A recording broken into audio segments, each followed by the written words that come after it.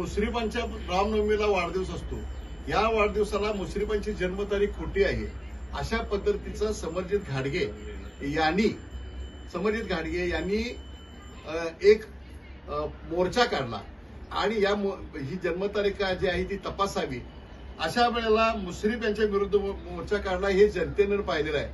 हे मुश्रीफांना चालणार आहे का? महाराष्ट्राचे मुख्यमंत्री देवेंद्र फडणवीस हे महाराष्ट्राचे मुख्यमंत्री आहेत का कागलचे नगराध्यक्ष आहेत, ज्यांनी एकमेकाच्या विरुद्ध शड्डू ठोकले, गेले 7 वर्ष एकमेकाच्या विरुद्ध काम करतात. त्यांनी एक अभद्र युती या कागलच्या नगरपालिकेच्या निवडणुकीमध्ये केलेली आहे. मुश्रीफांनी मुख्यमंत्र्यांच्या दबावाखाली ही युती केली. या स्टेटमेंटला उत्तर देताना मुश्रीफ म्हणले की मला कोर्टानं क्लीन चिट दिली.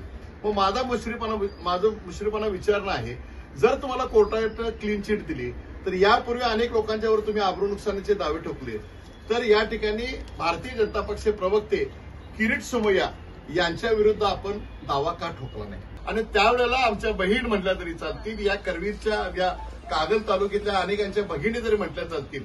आदरणीय मुश्रीफ साहेबांच्या पत्नी यांनी टाहो पोहून अंबरला पोडून सांगितलं होतं की मला गोळ्या घाला, माझ्या कुटुंबाला गोळ्या घाला.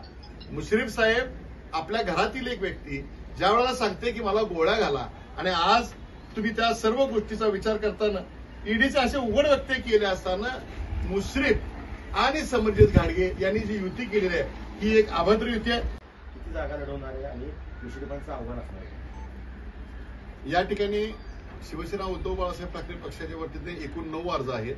त्या 9 अर्जामध्ये 1 नगराध्यक्षांचा अर्ज आहे आणि बाकीचे आमच्या सर्वसाधारण गटामध्ये 8 अर्ज आहेत.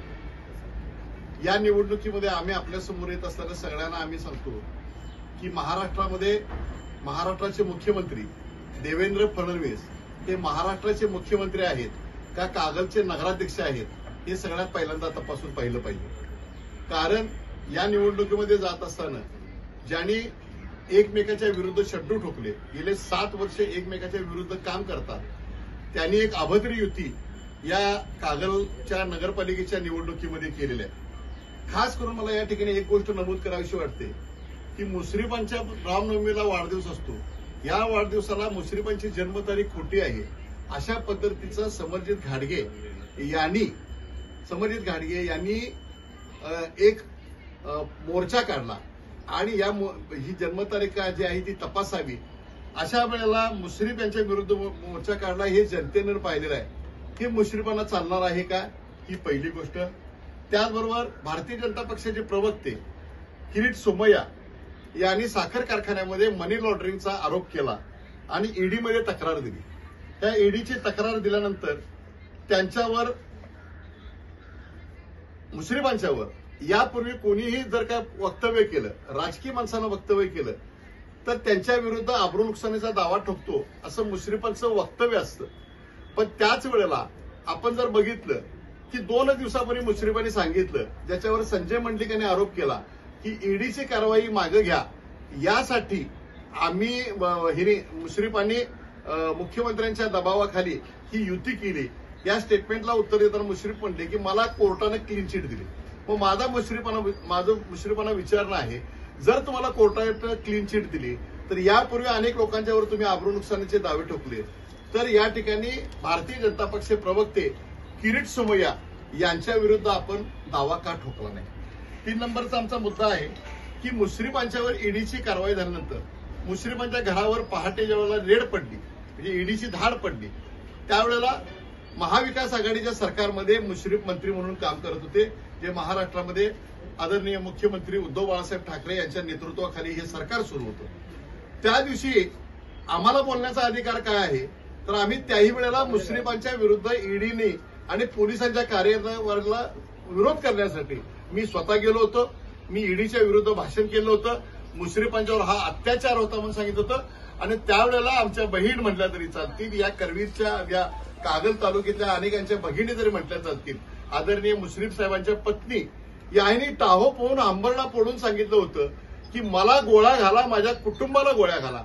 मुश्रीफ साहेब आपल्या घरातील एक व्यक्ती ज्या वेळेला सांगते की मला गोळ्या घाला, आणि आज तुम्ही त्या सर्व गोष्टीचा विचार करताना ईडीचे असे उघड वक्तव्य केले असताना मुश्रीफ आणि समर्जित घाडगे यांनी जी युती केलेली आहे ही एक अभद्र युती आहे जी आणि माझं मत आहे की ही युती माननीय मुख्यमंत्री देवेंद्र फडणवीस यांच्या दबावाखाली झालेली युती आहे. सगळ्यात महत्वाचा शेवटचा मुद्दा मला आपल्याला सांगायचा आहे. या कागलला अनेक निवडणुका बघितलेल्या आहेत. या कागलमध्ये 1967 सालीच्या अगोदरची सदाशिवराव मंडलिक यांची पहिली निवडणूक काँग्रेस पार्टीतनं ज्यावेळेला त्यांना तिकीट मिळालं नाही त्यावेळेला त्यांनी सिंह या चिन्हावर अपक्ष निवडणूक लढवली होती आणि कागलच्या लोकांनी भरभरून मतं देऊन सदाशिवराव मंडलिक यांना आमदार केलं होतं. या कागलमध्ये पुरोगामीचा फुले शाहू आंबेडकरांचा विचाराचा हा कागल तालुका आहे. कागल ही एक राजकीय पंढरी मानली जाते. कागल हे राजकीय व्यासपीठ मानलं जातं.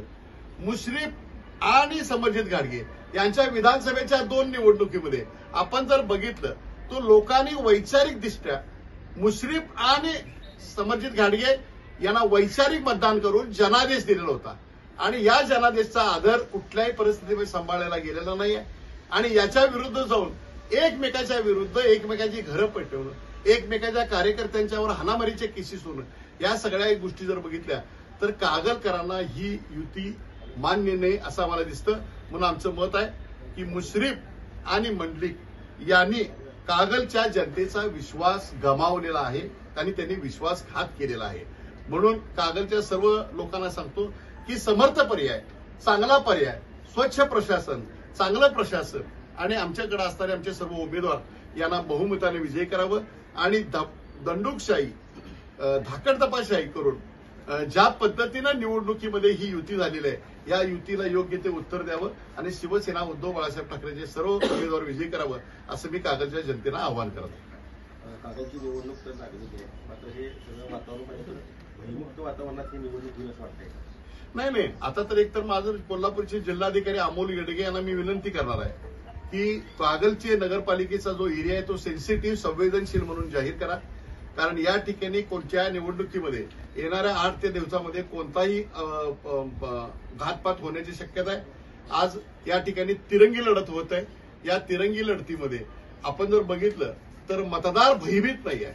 मतदार खुल्यापणानं तुमच्यासारख्या प्रसार माध्यमांच्यावर बोलतोय की या लोकांनी ठरवलं तेच आम्ही करावं हे आम्हाला मान्य नाही आहे. काल त्यांची वेळ होती युती करायची, आज आमची वेळ आहे. आता आम्ही त्यांना योग्य ती सर्व जागा देऊ आणि जे आम्हाला योग्य वाटतील त्या मतदारांना आम्ही मतदान करू असं मतदारांनी सांगितलं. बोर मारायचे आहे मग आजच संपर्क करा गिनीज बुक नोंदणीकृत भूजल संशोधक पांडुरंग जगन्नाथ साळुंखे यांना. तसेच तुम्हाला तुमचे घर, जागा किंवा इतर अडचणी असतील तर तुम्हाला उपाय व मार्गदर्शन करतील. आजच कॉल करा पांडुरंग जगन्नाथ साळुंखे. Mobile number 96 65 63 39 70. विश्वास आणि अनुभवाचं एकमेव नाव पांडुरंग जगन्नाथ साळुंखे.